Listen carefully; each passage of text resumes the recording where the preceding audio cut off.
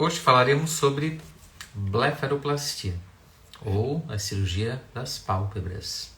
Aparentemente é um tema simples, é uma cirurgia tranquila, mas na verdade existem várias armadilhas. Trata-se de uma estrutura, né, obviamente, muito nobre, né?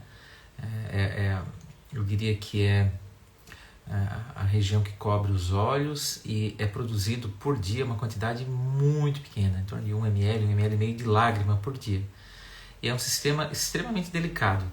Se alguma alteração, né, ocorrer nesse sistema, traz sintomas, queda da qualidade de vida desses pacientes. Em outras palavras, eu estou falando que é uma cirurgia delicada, numa estrutura complexa e deve ser feita somente por especialistas.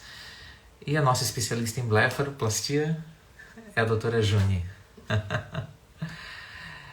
Fale um pouco, amor, de blefaroplastia. Introduza o assunto. Hoje a gente vai falar, vou começar falando especificamente, né, sobre a blefaroplastia sem corte, que é uma, não digo que é uma solicitação, mas é uma dúvida, porque muita gente não sabe que isso existe e muita gente acha que é igual fazer uma pálpebra, só que sem a cicatriz, né? Então eu vou começar explicando que não tem milagre. Quando você precisa fazer uma pálpebra, você precisa fazer a pálpebra. Então não é tirando a cicatriz ou não retirando a pele que você vai conseguir. Só que existem algumas formas da gente conseguir operar sem deixar a marquinha. Então, uma modalidade de blefaroplastia sem corte é aquela que a gente usa os lasers, né? Como o laser de CO2, que é o mais famoso, é o mais utilizado, e o Morpheus, que é um microagulhamento fracionado. E na verdade o que essas tecnologias, tanto o CO2 quanto o Morpheus fazem é fazer a retração de pele. Cada vez que você dispara a energia, a pele ela encolhe, como se você tivesse feito uma pequena queimadurinha nela. Então, quando você tem pouca flacidez de pele ou quando você já fez a cirurgia de pálpebra e passaram-se 8, 9, 10 anos e você percebe que a pele começou a enrugar, começou a craquelar de novo, essas tecnologias, elas são muito boas. Então, são tecnologias para pacientes com menos de 40 anos ou para pacientes que querem fazer uma complementação da cirurgia. Eu acho fantástico. E a outra modalidade, né, que a gente fala muito aqui para vocês no Instagram é a blefaroplastia transconjuntival. Quer explicar para o pessoal o que é a blefaroplastia transconjuntival? É uma cirurgia bem interessante, quando o paciente tem bolsas de gordura e não tem sobra de pele, não tem flacidez. Então as bolsas são retiradas via transconjuntival por dentro do olho. Na verdade a gente faz essa retirada de bolsas transconjuntival também quando a gente retira a pele. Depois a gente vai explicar por quê. Existem muitas vantagens dessa abordagem transconjuntival. Então naquelas pacientes jovens que só tem bolsa, é muito interessante. Você tira as bolsas, resolve o problema e não deixa nenhum estigma de cirurgia, nenhuma cicatriz. Era isso? Sim, era isso. E teve uma paciente que me perguntou por que, se ela ia ter que cortar a pele, por que ela ia ter que fazer 2 cortes, um por dentro do olho e um por fora do olho, sendo que, já que vai ter que cortar a pele, ela não via por que fazer. Achei uma pergunta muito perspicaz, eu acho que eu até já comentei isso outras vezes. E a gente sempre explica, como o Eduardo abriu a live, que a pálpebra, ela parece uma coisa simples, mas é uma cirurgia que tem muitas nuances. Isso porque a pálpebra é uma estrutura extremamente complexa. A gente costuma dizer que a pálpebra superior é cirurgia do R1. É uma cirurgia simples, que não é tecnicamente tão difícil de fazer, e é mais simetria, marcação do que técnica realmente.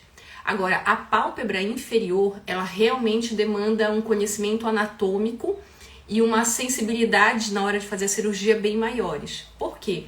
Porque é uma cirurgia que trabalha contra o efeito da gravidade. Então, quando a gente fala da pálpebra, quando a gente fala da pele, você tem que pensar que a pele da pálpebra é como se fosse um sanduíche de camadas. Ela tem 7 camadas.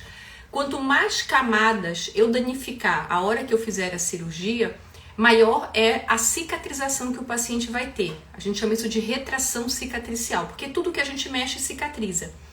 Como é uma estrutura que trabalha contra o efeito da gravidade e é uma estrutura muito delicada e que não tem nada sustentando ela para cima, A tendência, se você fizer muita retração cicatricial, é a pálpebra ir enxugando para baixo, ela ir retraindo para baixo. Ela sempre desce, ela nunca sobe. Então, quando nós tiramos a bolsa por dentro do olho, é como se a gente encurtasse o caminho até essa estrutura. Então, em vez de danificar 5 camadas para chegar até a bolsa, eu danifico uma camada, eu corto uma camada e tiro a bolsa. E para tratar o excesso de pele, eu retiro apenas a pele. Então, se a gente fizer tudo pelo corte da pele, a gente teria que atravessar 5 camadas de tecido. Se a gente tira a bolsa por dentro e a pele por fora, a gente abre uma camada dentro e uma fora. Então a gente tem muito menos retração cicatricial. É tecnicamente mais difícil, ela demora um pouquinho mais, mas para o paciente é uma garantia mais de que o resultado vai ficar bom e de que você não vai ter nenhuma surpresa no seu pós-operatório. Então, na nossa opinião, vale muito a pena, né, fazer a transconjuntival, mesmo que a gente vai cortar a pele. Certo? Certo. Bom, acho que você colocou muito bem que é uma cirurgia que é feita contra a gravidade, né? A gravidade puxa para baixo, a gente quer elevar as estruturas. Eu gosto muito da sua teoria do varal de roupa. Fala um pouco sobre a fixação do canto, as técnicas que a gente faz, qual o objetivo de prevenção e o objetivo estético quando a gente faz a cantopexia, que as pacientes ficam japonesinhas 30 dias, né? Uhum. Então, existem, quando a teoria, né, vamos começar por partes. O que é a teoria do varal de roupa? Pensa que essa linha, né, que a gente chama de tarso, ela é como se fosse um fio esticado. Ele está fixado aqui no canto interno e no canto lateral. À medida que nós envelhecemos, a gente tem o que nós chamamos de arredondamento do canto, né? O canto do jovem, ele é um ângulo. O canto do idoso, ele vai ficando arredondado, justamente porque nós temos reabsorção óssea. E a tendência é que esse varalzinho, esse fiozinho, ele vai envelhecendo também. Então, ele não fica firme, ele vai cedendo com a idade. Então, é natural que à medida que nós envelhecemos, a gente vai ter o olhinho mais arredondado e isso aqui um pouquinho mais para baixo. Quando nós operamos, a gente coloca mais um elemento nessa equação, que é a cicatrização, o dano da cirurgia, o inchaço, e tudo isso pode piorar essas alterações que o tempo já está causando. Então, o que nós fazemos para evitar as complicações e para rejuvenescer, que é o nosso objetivo, né? O objetivo da cirurgia de pálpebra não é tirar o excesso de pele e bolsa, é rejuvenescer o olhar das pessoas. Então a gente tem que reestabelecer esses pontos que o tempo foi fazendo as pessoas perderem. Então a gente refaz o ângulo do canto do olho. Uma das formas que a gente gosta muito de fazer é a cantopexia, que o Eduardo comentou, né, que é esse ponto que a gente dá na lateral.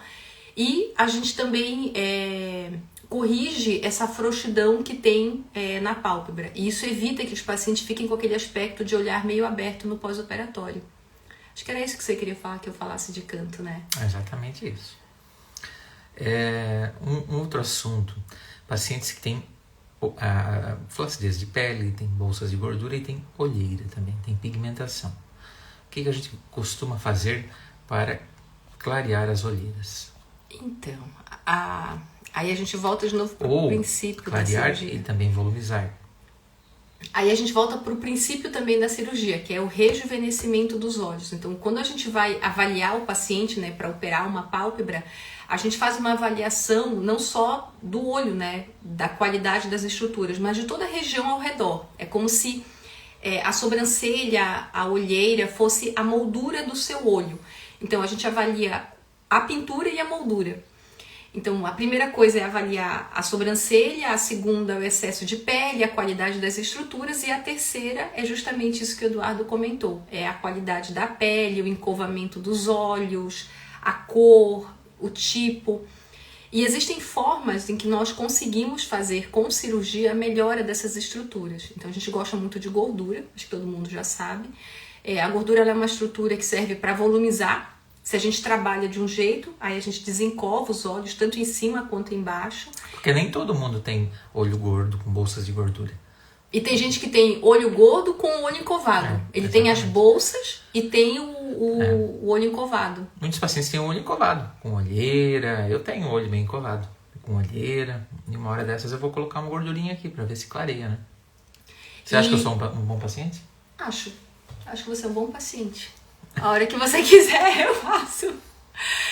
E a gente consegue trabalhar a gordura para utilizar apenas o efeito de regeneração da pele, que são as células tronco. Então, isso é bem legal porque a gente consegue melhorar a qualidade da pele. Então, a gente consegue trabalhar a gordura de um jeito para volumizar e de um outro jeito para conseguir esse efeito de clareamento, de melhora da espessura da pele. Isso aí é bem interessante. Vamos começar a ler as perguntas? Vamos lá. Bastante gente entrando na live. Vamos lá.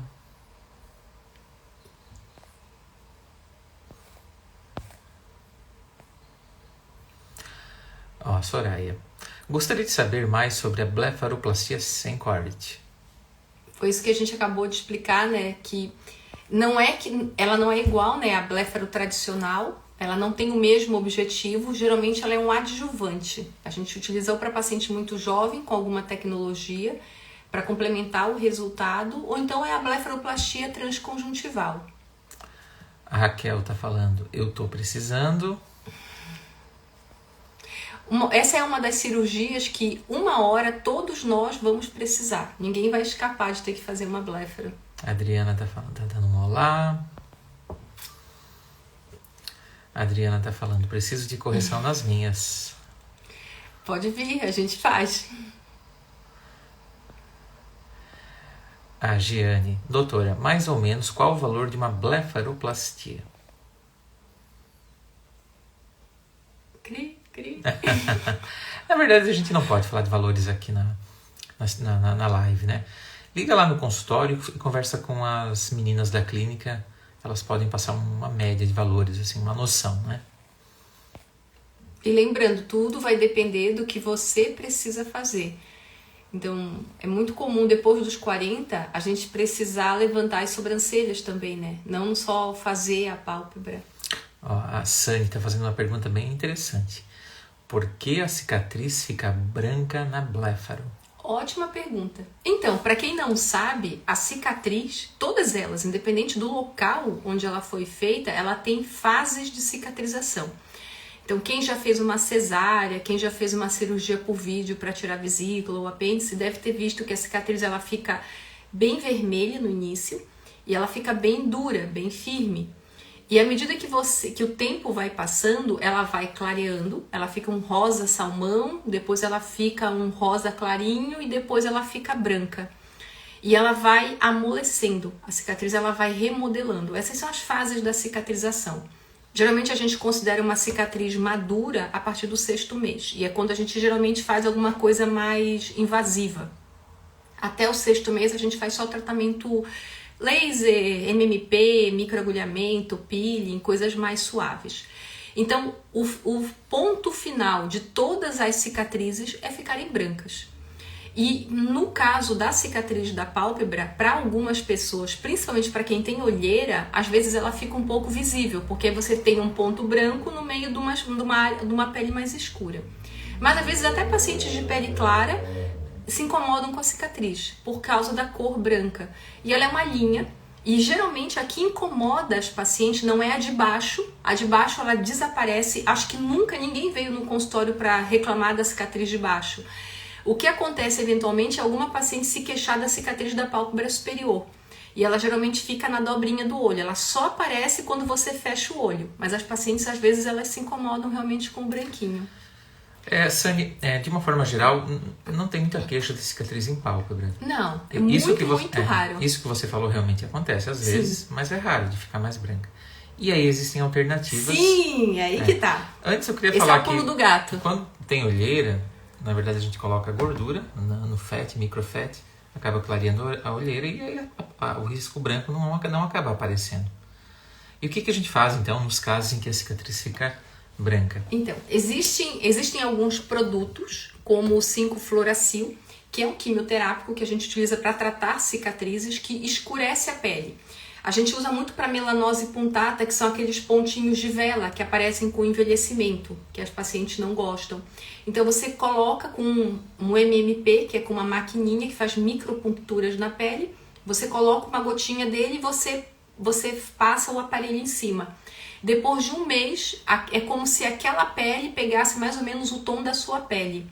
Então, normalmente, quando as pacientes vêm com essa queixa da cicatriz branca, a gente indica um MMP com 5-fluoracil. Microagulhamento, né? Uma sessão é mais do que suficiente. Então, se você se incomoda, né? Se a Rosane já fez e ela se incomoda, o MMP é uma opção para ela.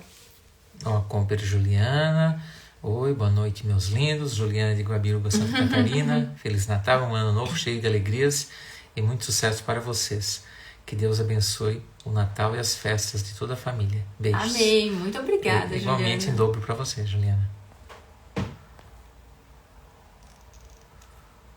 Ó, a Lidiane deu uma boa noite. Tudo bom, Lídia? Ela voltou comigo essa semana. A Lídia tá sempre com a gente aqui nas lives. É verdade.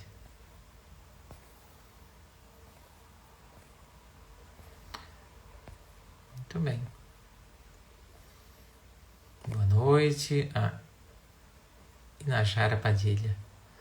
Boa noite, Inajara. Inajara, boa noite. Vocês atendem pelo plano de saúde? Não, Inajara. Para cirurgias estéticas, somente particular. Atendem, eu não lembro, não vi pelo aqui. plano de saúde, Inajara de novo. Aqui, ó. Atendem onde? A Raquel está perguntando, atendem aonde? Nós atendemos, a clínica fica na cidade de Criciúma, Santa Catarina, e nós também atendemos consultas online. A Raquel, Centro de Beleza, está perguntando, eu tenho muita pele que me cansa o meu olho. Sim, provavelmente pele na pálpebra superior. Você é uma boa indicação para essa cirurgia. Deixa eu fazer um adendo nessa resposta. Eu tive uma paciente que eu operei acho que faz mais ou menos umas 2 semanas. Tanto que ela fez só um retorno ainda. E quando ela veio exatamente com essa queixa de que ela tinha sobra de pele. E realmente ela tinha sobra de pele na pálpebra superior. Só que o que, digamos assim, tirava a beleza do olhar dela era a cabeça da sobrancelha caída. Ela tinha a sobrancelha caída. E aí normalmente a gente dá um espelhinho para a paciente e a gente pergunta: é isso aqui que te incomoda ou se ficar assim você vai gostar mais? Porque existem 2 objetivos, né? Resolver o problema, que é só tirar a dobrinha de pele, aí você resolve o problema da maquiagem que fica borrada, do excesso de pele, mas você não melhora o atributo do olhar, porque é como você falou, você se sente cansada por causa da dobra de pele. E às vezes, para melhorar o atributo, você precisa fazer algumas coisas a mais para complementar o resultado e não apenas tirar a sobra de pele. Correto, né? Uhum. Ó, Zenir, eu já fiz aí com vocês. Que legal! Bacana, Zenir. E aí, como é que foi a experiência? o Conta resultado? pra gente. Foi legal? Ana, sonho de consumo, passar pelas mãos desses 2 um dia. Obrigado, Ana. Muito obrigada. Vai ser muito bem-vinda.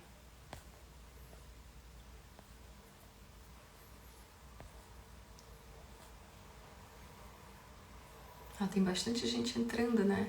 Uhum.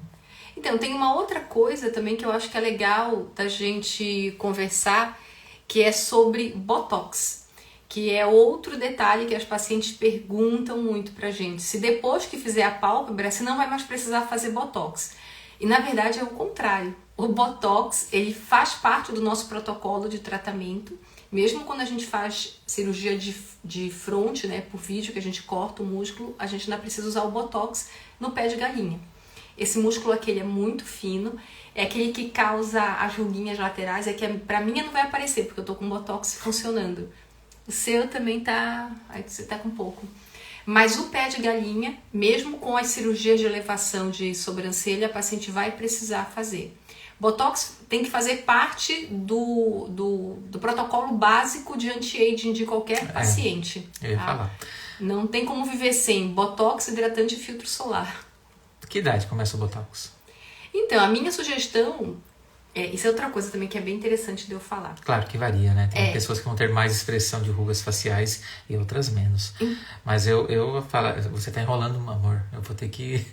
Eu acho que começaria precoce com 30, 35 anos. Então, eu ia dizer isso, porque muita gente acha que o objetivo do Botox é tratar a ruga, né? E na verdade o objetivo do Botox é retardar o envelhecimento das pessoas. É prevenção. Então não adianta você começar o Botox depois que você já está com ruga estática. Não é que não adianta, mas você não vai ter um resultado tão bom. O ideal é você começar a fazer antes de você ter as rugas. Por isso que o Eduardo falou, a idade ideal é 30 anos. Eu indico para todo mundo a partir dos 30 anos. Eu sou prolixa, né? Não.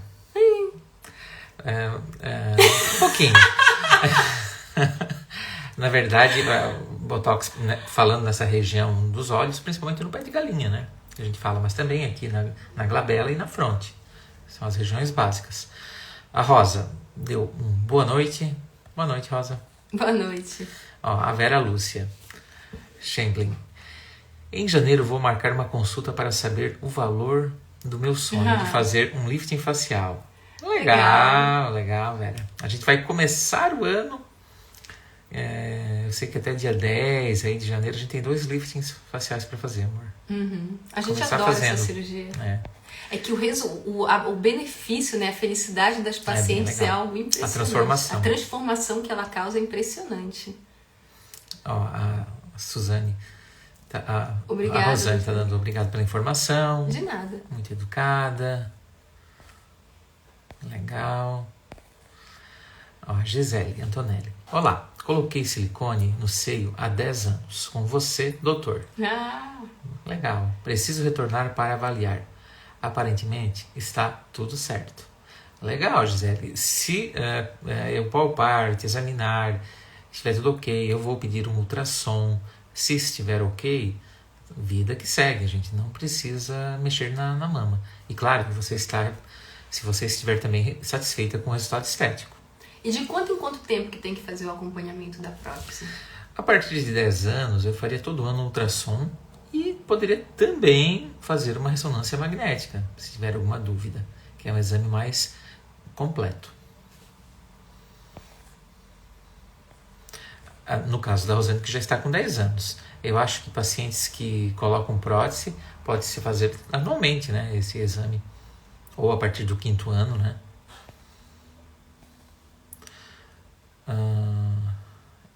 Roseli, qual seria esse a mais?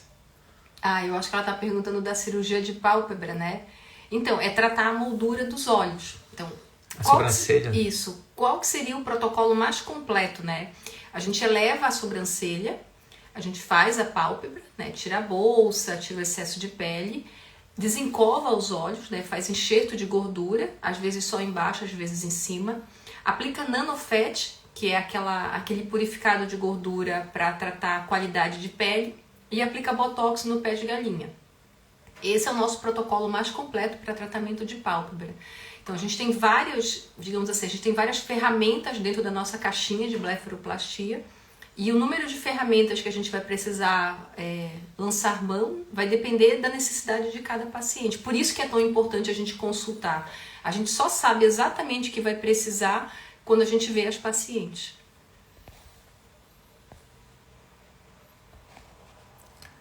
Seria botox para levantar a sobrancelha? A Roseli está perguntando. Em pacientes jovens, sim, Roseli. Pacientes jovens até 45 anos, o botox tem um belo efeito, porque ele neutraliza os músculos que puxam a sobrancelha para baixo. Quando neutraliza, esses músculos de cima ficam mais livres para levantar. Mas quem tem uma queda muito severa, não vai resolver. O Botox é só para caso leve. E assim, todo mundo precisa do Botox. Independente de se vai precisar levantar ou não, tem que bloquear o pé de galinha, né? A Raquel tá falando. Obrigado. Eu também faço Botox porque ele me ajuda muito. Com certeza. Quem já fez Botox deve ter percebido que até a qualidade da pele melhora. Melhora espinhas.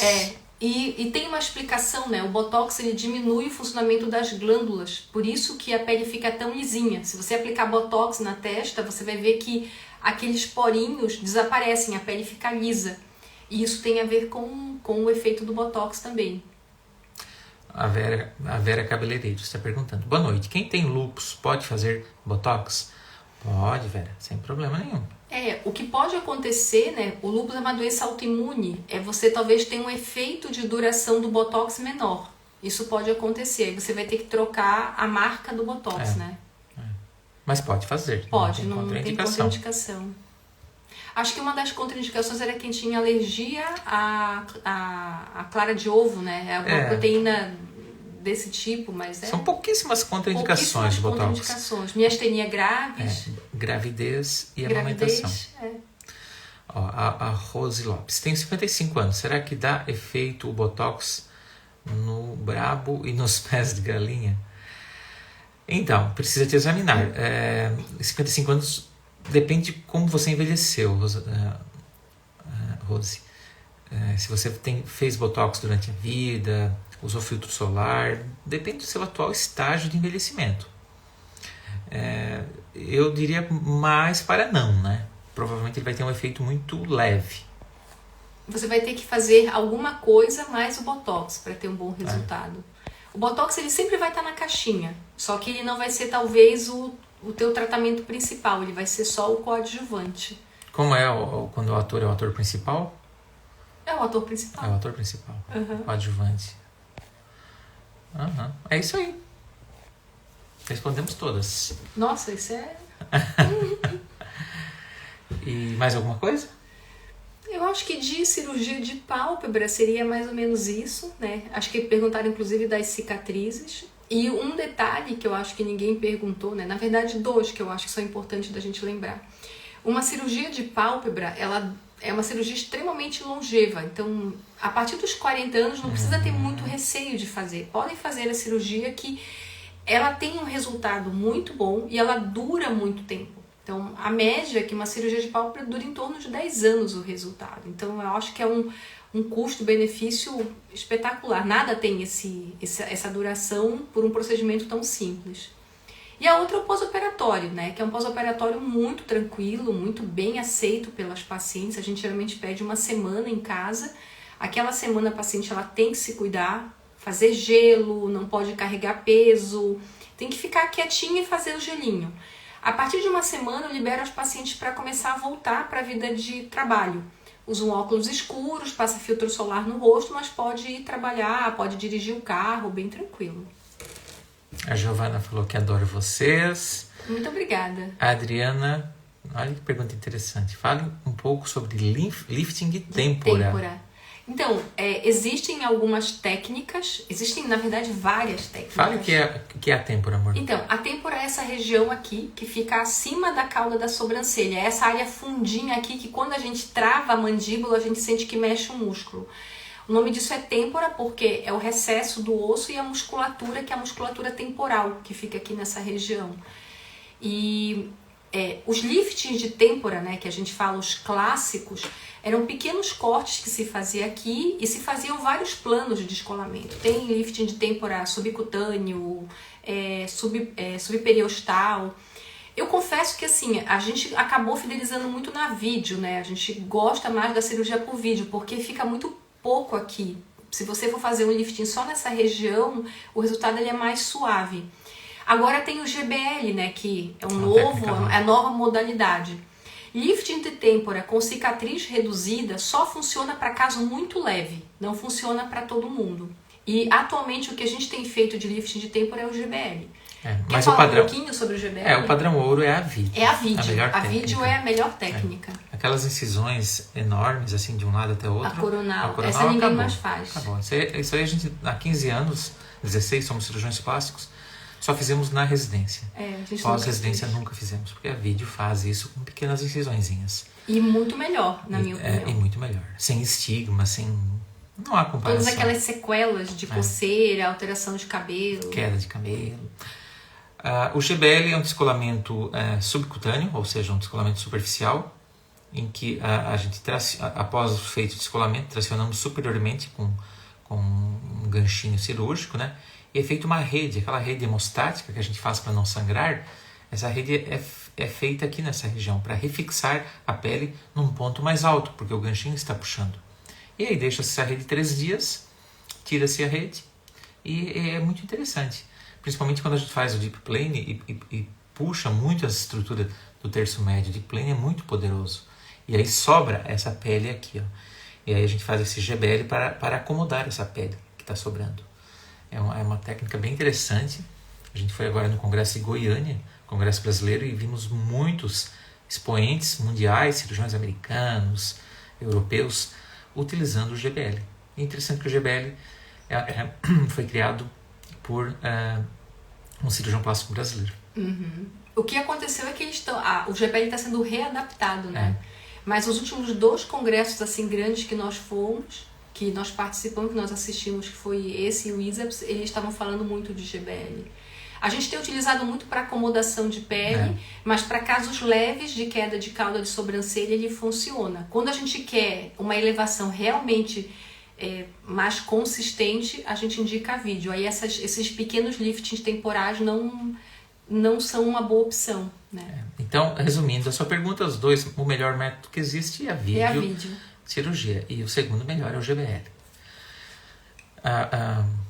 É difícil, né, resumir a Floricultura Decoranda está perguntando qual o valor em média. Pode ligar lá na clínica e conversar com as meninas que elas vão dar uma noção de valores, né? A Raquel, qual o mês melhor do ano para a recuperação e fazer a cirurgia? Raquel, você vai precisar de uma recuperação numa cirurgia das pálpebras, em questão de 10 dias, 2 semanas no máximo, você volta à sua vida a trabalhar normal. O sol, você vai ter que ter um cuidado intenso, por 3 meses, mais ou menos. Mas você pode operar no verão, desde que cuide-se com o sol, pode fazer no inverno. A questão principal é a sua vida, quando você vai poder parar, se recuperar adequadamente dessa cirurgia. Então não importa, tá? Tem muitos pacientes que operam no verão, né? No inverno tem a praticidade de ter menos insolação, mas é possível fazer de qualquer época do ano. Correto? Correto. Eu geralmente falo para paciente que o melhor mês é o mês que ela consegue seguir as orientações de pós-operatório. A Graziele Rocha, super recomendo vocês. Muito obrigada. Casa Belletini, vocês são ótimos médicos. Ai, muito obrigada. Você é muito gentil, né? Eu leio e você agradece, amor. Sabe o mágico que tem assistente? É só assistente de palco. Muito bem. Eu acho que é isso. Pessoal, muito obrigado pela participação. Bem interessante. Essa é uma cirurgia que eu e a Júlia gostamos muito de fazer, de falar. Final de semana que vem é um Natal, né? Então, nós não... É Natal, gente, o ano voou, né? Eu sempre esqueço que semana que vem é Natal. Nós não vamos fazer a live. Eu acho que também na outra final de semana é o Ano Novo, então voltamos em janeiro, provavelmente, né, amor? Na primeira semana de janeiro. Sim. Não, e a primeira semana de janeiro começa com o Réveillon também. Talvez entre Natal e Réveillon a gente faça uma live.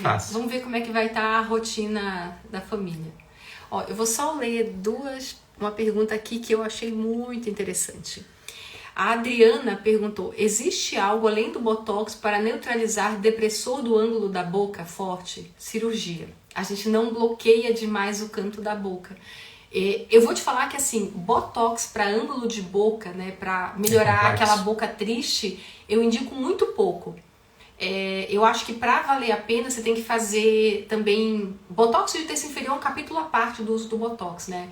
Mas a minha opinião técnica se você tenta usar demais a ferramenta, você fica com as sequelas. Então, o depressor ele existe por um motivo. Se você for fazer o depressor, eu sugiro fazer também um pouquinho do platismo aqui na lateral. Aí você vai ter aquele efeito de lifting e vai melhorar um pouquinho.